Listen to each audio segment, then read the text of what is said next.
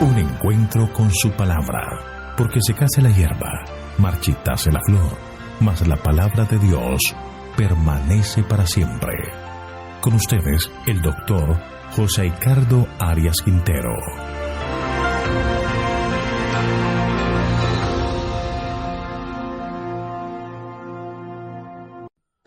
Hoy vamos a estudiar Mateo capítulo 3, segunda parte. El mensaje de Juan el Bautista. Te invito a orar. Padre nuestro que estás en el cielo, te damos gracias, Señor, por tus cuidados y bendiciones. Te damos gracias por el perdón de los pecados. Y te damos gracias, Señor, porque siempre estás proveyendo lo necesario para nuestra existencia.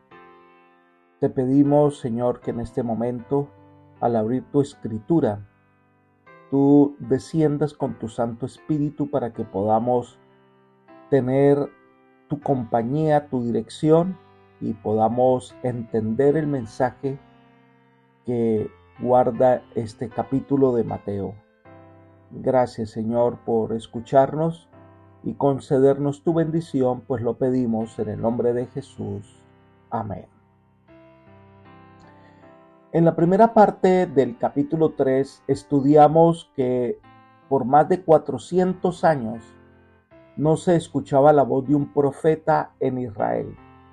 Y aparece Juan el Bautista con una presencia similar a la de Elías, enseñando al pueblo de Israel, mostrándoles el camino de salvación, y la gente quería escucarle, venían de todas partes y algunos de ellos eran bautizados por inmersión para renacer a una nueva vida, y de esta manera Juan estaba preparando el corazón de todos para la recepción del Mesías que estaba a punto de llegar. Mateo entonces pasa a registrar uno de los discursos de Juan el Bautista dirigido a algunos que venían para ser bautizados, pero que no lo estaban haciendo de corazón. Esta es la sección que va del versículo 7 hasta el versículo 12. Así, de esta manera los transporta al Mesías venidero, quien realmente bautizará en el Espíritu Santo y en fuego. Miremos los versículos 7 y 8. Al ver que muchos de los fariseos y de los saduceos venían a su bautismo, les decía: generación de víboras, ¿quién os enseñó a huir de la ira venidera? Producid frutos dignos de arrepentimiento. Varios elementos. En primer lugar, presenta a dos tipos de líderes religiosos, los fariseos y los saduceos. Los fariseos aparecieron después del cautiverio como los separados o los separatistas. Carballosa dice: pero no se sabe a ciencia cierta de qué se separaban los adeptos de dicho grupo. Lo que sí se sabe es que eran ritualistas y apegados a la letra de la ley. Por otra parte, estaban los saduceos. Eran de las familias de los sacerdotes. De allí viene una palabra que significa justo y recto. Los saduceos eran los racionalistas que leemos en el Nuevo Testamento. Negaban la resurrección, la existencia de los ángeles y los milagros, entre otras cosas. En segundo lugar, dice que al ver que la multitud venían a escuchar a Juan y la gente le reconocía como profeta, pues ellos también venían para ser bautizados. Pero Juan el Bautista, como profeta enviado de Dios, denuncia su falsedad. En tercer lugar, lo llama generación de víboras. Al tratarlos como víboras, denunciaba su pecado y su naturaleza malvada. No estaban dispuestos a reconocer realmente su pecado. Estaban obrando hipócritamente. En cuarto lugar, ¿quién les dice Juan el Bautista? ¿Quién os enseñó a huir de la ira venidera? Lo que nos quiere decir es que no buscaban sinceramente el arrepentimiento al cual Juan había llamado a hombres y mujeres como única preparación válida para el reino del Mesías. En vez de esto, ¿por qué habían venido? Entonces los transporta al juicio inminente del reino eterno, al juicio final, con el que se van a enfrentar con esta hipocresía, con bautismo sin arrepentimiento, no van a poder justificarse en el día del juicio. Su condenación sería clara. Por eso lo llama a producir frutos dignos de arrepentimiento. El fruto es el resultado. Una rama no da fruto por sí misma. Debe estar pegada al tronco, debe alimentarse de la savia. Esto quiere decir que deben buscar realmente una conexión con la fuente de vida. La prueba de la conversión es una transformación de la vida. La prueba de la sinceridad de los fariseos y saduceos que vinieron al bautismo de Juan sería el cambio radical de parecer y de conducta que implica la palabra arrepentimiento. Elena de White comenta: los fariseos eran muy estrictos en cuanto a la observancia externa de las formas y las costumbres y estaban llenos de justicia propia altiva, mundana e hipócrita. Los saduceos negaban la resurrección de los muertos y la existencia de los ángeles y eran escépticos en cuanto a Dios. Esta secta estaba formada mayormente por personajes indignos, muchos de los cuales practicaban hábitos licenciosos. Con la palabra víboras, Juan se refirió a los que eran perversos y hostiles, acérrimos opositores de la clara voluntad de Dios. Juan exhortaba a esos hombres a que hicieran frutos dignos de arrepentimiento, es decir, que mostraran que se habían convertido y que sus caracteres se habían transformado. Ni palabras ni simulaciones. Los frutos, el abandono de los pecados y la obediencia a los mandamientos de Dios son los que demuestran la realidad de un genuino arrepentimiento y una verdadera conversión. Manuscrito 112 del año 1901. La mera profesión de fe nada vale. El bautismo verdadero es el que viene como resultado de un encuentro real con el Señor, donde nuestra vida es transformada por el Señor, perdonada y limpiada. Ahora el bautismo es el inicio de esa nueva vida con Dios. Pero ellos, los fariseos y saduceos, se enorgullecían de su ascendencia. Leamos el versículo 9 del capítulo 3 de Mateo. No penséis decir dentro de vosotros mismos: Abraham tenemos por padre, porque yo os digo que Dios puede levantar hijos a Abraham aún de estas piedras. Estos hombres llegaron a creer que el simple hecho de ser descendientes de Abraham era suficiente para ser salvo. Muchos judíos pensaban que por ser descendientes de Abraham eran superiores a otros hombres. Consideraban que ese linaje podía sustituir el arrepentimiento y las buenas obras demandadas por Juan y por Jesús. Querían recibir la recompensa del bien hacer sin pagar el debido precio. Pretendían sustituir con sus obras la fe de Abraham. Juan les dice que Dios puede sustituirlos como hijos de Abraham, levantando una descendencia diferente, ¿y ellos en qué quedarían? Por eso los llamaba a producir verdaderos frutos de arrepentimiento. Además, Juan cambia el tono de su llamado y parece que hace una amenaza. Versículo 10. Además, el hacha ya está puesta en la raíz de los árboles. Por tanto, todo árbol que no da buen fruto es cortado y echado al fuego. Así como las ramas o los árboles que son frutales que no producen frutos, pues son cortados y quemados. Si ellos no cambian su perspectiva de vida, si ellos se aferran a sus tradiciones y no buscan el verdadero arrepentimiento, no pueden producir esos frutos. Por lo tanto, serán juzgados por sus frutos, pero no tienen frutos de arrepentimiento. Entonces son cortados, quemados y echados en el fuego. Esto es similar a uno de los discursos de Jesús en Juan capítulo 15, versículo 6, donde dice: el que en mí no permanece será echado fuera como pámpano y se secará, y los recogen y los echan en el fuego y arden. Solo unidos a Cristo, solo dependiendo de su amor y entregados a Él, es como podemos producir frutos dignos de arrepentimiento. Entonces Mateo presenta una promesa al final de su discurso, versículos 11 y 12.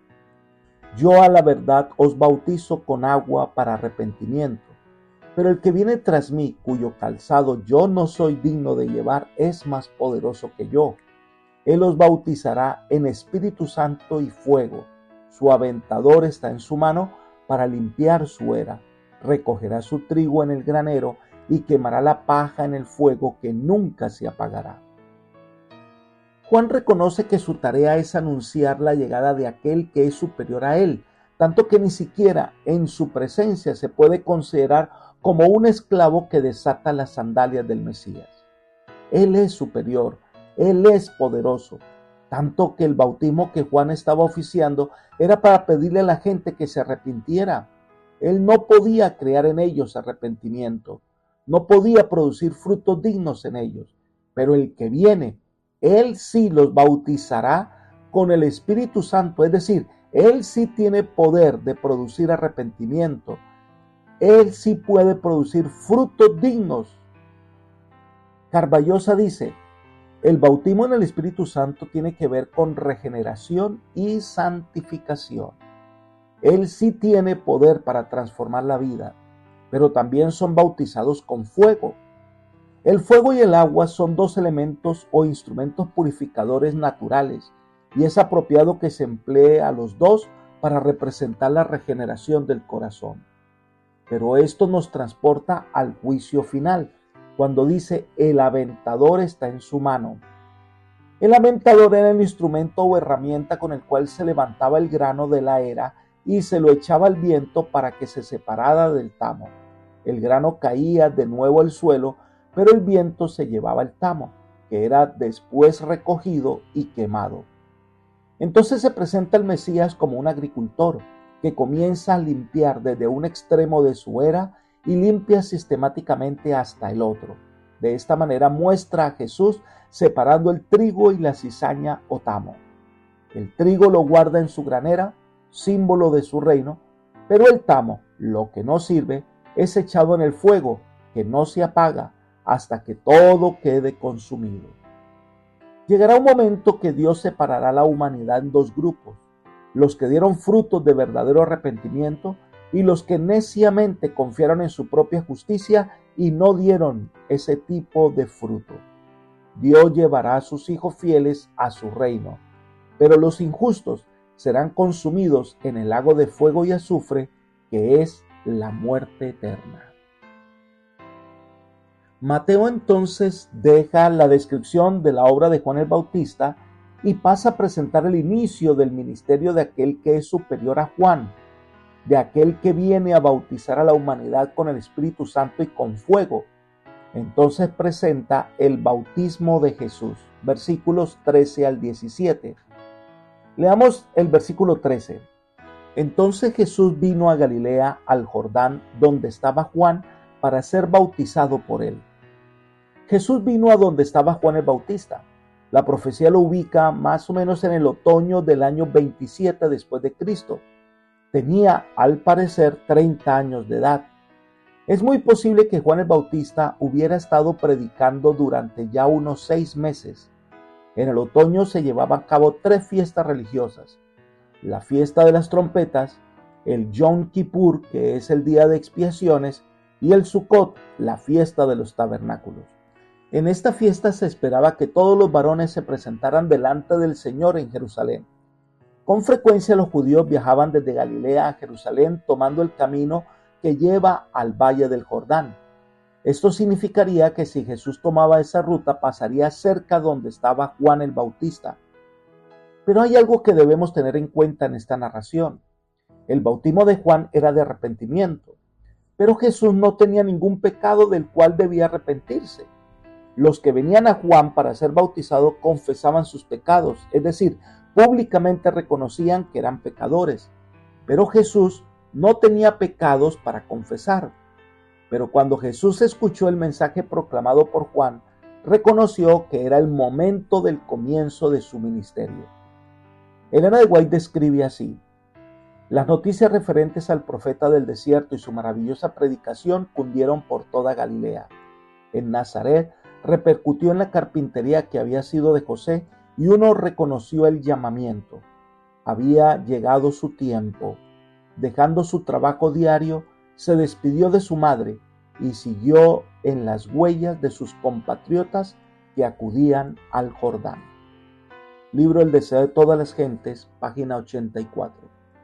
Así que llega a orillas del Jordán y se dispone a entrar al agua para ser bautizado. Así concluyó su vida privada en Nazaret y comienzan sus 3 años y medio de ministerio público. Partió de la carpintería de Nazaret para nunca más volver a su trabajo allí. Cuando Juan lo ve, lo reconoce y muestra su verdadera humildad. Versículo 14. Pero Juan se le oponía diciendo: yo necesito ser bautizado por ti, ¿y tú acudes a mí?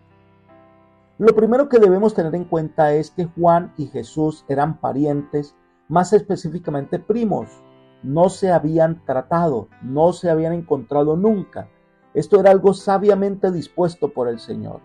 Elena de White nos explica: Jesús y Juan el Bautista eran primos, estrechamente relacionados por las circunstancias de su nacimiento. Sin embargo, no habían tenido relación directa. La vida de Jesús había transcurrido en Nazaret de Galilea, la de Juan en el desierto de Judea.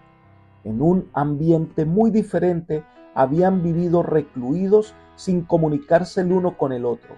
La providencia lo había ordenado así. No debía haber ocasión alguna de acusarlos de haber conspirado juntos para sostener mutuamente sus pretensiones. Libro El deseo de todas las gentes, página 84. Juan había sabido de los acontecimientos relacionados con el nacimiento y la niñez de Jesús y creía que él era el Mesías. Además, se le había revelado a Juan que el Mesías vendría para recibir de él el bautismo y que se le daría señal para identificarlo como el Mesías. Juan, al ver a Jesús, reconoce que es alguien especial. Elena de White dice, en las mismas páginas del libro citado dice: Juan reconoció en él una pureza de carácter que nunca había percibido en nadie. La misma atmósfera de su presencia era santa e inspiraba reverencia. ¿Cómo podía un hombre común y corriente bautizar al Señor? Juan no vería necesidad de bautizar al Santo de Israel. Juan reconoce que como pecador, él es quien necesita el bautismo, no Jesús. Así ocurre cada vez que el pecador acude ante la presencia divina. Hay primero la conciencia de la majestad y la perfección de Dios y luego la convicción de la propia indignidad y necesidad del poder salvador de Dios. Cuando el pecador reconoce y admite su condición perdida, su corazón se contrasta y se prepara para la obra transformadora del Espíritu Santo. Pero Juan no entendía lo que estaba pasando. Sin duda, no comprendía que Jesús debía establecer un modelo para todo pecador salvado por gracia. Pero Juan obedece a Jesús, quien le dice en el versículo 15, Jesús respondió: permítemelo ahora, porque así conviene que cumplamos toda justicia. Entonces se lo permitió. De ninguna manera el bautismo de Jesús era para arrepentimiento, porque Jesús no tenía pecado. Pero como nuestro ejemplo era conveniente y apropiado que aceptara el bautismo. Juan no debía negarse a obedecer la voluntad del Señor. Elena de White nos habla del bautismo de Jesús. Jesús no recibió el bautismo como confesión de culpabilidad propia. Se identificó con los pecadores, dando los pasos que debemos dar y haciendo la obra que debemos hacer. Su vida de sufrimiento y paciente tolerancia después de su bautismo fue un ejemplo para nosotros. Libro El deseo de todas las gentes, página 85. En ocasión de su bautismo, Jesús puso de lado su vida privada. Ya no era más sencillamente un hombre perfecto entre los hombres. En adelante, habría de ocuparse de su ministerio activo y público como Salvador de hombres. El que Cristo se sometiera al bautismo de Juan confirmó el ministerio del Bautista, colocó el sello de aprobación celestial sobre él. Miremos los versículos 16 y 17 de Mateo 3. Y Jesús, después que fue bautizado, subió enseguida del agua, y en ese momento los cielos fueron abiertos, y vio al Espíritu de Dios que descendía como paloma y se posaba sobre él, y se oyó una voz de los cielos que decía: Este es mi Hijo amado, en quien tengo complacencia. Jesús fue bautizado por Juan el Bautista en el río Jordán. Jesús vino a ser un ejemplo de vida, de lo que cada uno de nosotros debemos hacer para ponernos en el camino de la salvación. Quien sigue el ejemplo de Jesús debe pasar por la experiencia del arrepentimiento, la conversión y el bautismo de Juan. Así que Jesús, una vez sale del agua, se arrodilla en la orilla del río Jordán para orar, pidiendo específicamente que el Padre le diera una prueba que aceptaba la humanidad en la persona de su Hijo, y pidió también el éxito de su misión. Elena de White lo describe así: después de salir del agua, Jesús se arrodilló en oración a orillas del río. Se estaba abriendo ante él una nueva era e importante. De una manera más amplia, estaba entrando en conflicto de su vida. Cuando era el príncipe de paz, su venida iba a ser como el acto de desenvainar una espada. El reino que había venido a establecer era lo opuesto de lo que los judíos deseaban. El que era el fundamento del ritual y de la economía de Israel iba a ser considerado como su enemigo y destructor. El que había proclamado la ley en el Sinaí iba a ser condenado como transgresor. El que había venido para quebrantar el poder de Satanás sería denunciado como Beelzebú. Nadie en la tierra le había comprendido, y durante su ministerio debía continuar andando solo. Durante toda su vida, su madre y sus hermanos no comprendieron su misión, ni aun sus discípulos le comprendieron. Había morado en la luz eterna, siendo uno con Dios, pero debía pasar en la soledad de su vida terrenal. La mirada del Salvador parecía penetrar el cielo mientras vuelca los anhelos de su alma en oración. Bien sabe él cómo el pecado endureció los corazones de los hombres y cuán difícil les será discernir su misión y aceptar el don de la salvación. Intercede ante el Padre a fin de obtener poder para vencer su incredulidad, para romper las ligaduras con que Satanás los encadenó y para vencer en su favor al destructor. Pide el testimonio de que Dios acepta la humanidad en la persona de su Hijo. Libro El deseo de todas las gentes, páginas 85 y 86. Con este rito Jesús dio inicio a su ministerio público, y el cielo así lo demostró. El cielo se abrió, la voz de Dios se dejó oír desde el cielo: este es mi Hijo amado, en quien tengo complacencia. Estas palabras recuerdan las pronunciadas por el profeta Isaías en el capítulo 42, versículo 1 de este profeta. Dice: he aquí mi siervo, yo lo sostendré, mi escogido, en quien mi alma tiene contentamiento. He puesto sobre él mi espíritu, él traerá justicia a las naciones. Nuevamente Mateo está mostrando el cumplimiento de las profecías en Jesús. Juan el Bautista fue testigo de lo que estaba ocurriendo. La gente presente pudo ver en ese momento a Jesús arrodillado y una luz que venía sobre él, dando solemnidad a ese impresionante momento de la historia. Esta manifestación de la gloria y de la voz del Padre vino en respuesta a la plegaria del Salvador en procura de fuerza y sabiduría para seguir con su misión. Entonces el Espíritu Santo descendió sobre él como paloma. No que era una paloma, sino una figura como de paloma, porque la paloma era símbolo de Israel. Ahora se la usa como símbolo de aquel que venía a dar compañía al Salvador en su tránsito por este mundo. Lo que aquí se destaca es el ungimiento especial para proporcionar el poder necesario para cumplir la tarea que se le había asignado, así como lo había predicho el profeta Isaías. La voz del Padre se dejó oír desde el cielo: este es mi Hijo amado, en quien tengo complacencia. Es el sello de aprobación concedido a Jesús y su misión. Es la respuesta a la oración que Jesús había ofrecido, pero había alguien que observaba el bautismo de Jesús que no lo menciona ningún evangelio, y era Satanás. Se dio cuenta que su obra tendría un fin. Elena de White describe así: cuando Cristo se presentó a Juan para el bautismo, Satanás estaba entre los que presenciaron ese acontecimiento. Vio el relámpago que salía de los cielos sin nubes. Oyó la majestuosa voz de Jehová que resonaba por el cielo y retumbaba por la tierra como el estrépito del trueno, anunciando: este es mi Hijo amado, en quien tengo complacencia. Vio el brillo de la gloria del Padre que se proyectaba sobre la figura de Jesús, destacando con seguridad inconfundible entre la multitud aquel que reconocía como su Hijo. Las circunstancias que rodearon esa escena bautismal fueron del máximo interés para Satanás. Entonces se dio cuenta con seguridad que a menos que pudiera vencer a Cristo, de allí en adelante habría un límite para su poder. Comprendió que ese mensaje del trono de Dios significaba que el hombre podía llegar más directamente al cielo que antes y en su pecho se despertó un odio intensísimo. Sign of the Times, del 4 de agosto de 1887. Satanás sabía que su poder sería quebrantado, que el reino de Dios se establecería y que él tendría un fin. Pero además, esta escena del bautismo de Jesús, los cielos abiertos y la voz del Padre, significa que el hombre tiene acceso al trono de la gracia. Entre otras cosas dice, las puertas fueron dejadas entreabiertas, los cielos fueron abiertos y el Espíritu de Dios, en forma de una paloma, circundó la cabeza de Cristo y se oyó la voz de Dios que decía, este es mi Hijo amado en quien tengo complacencia.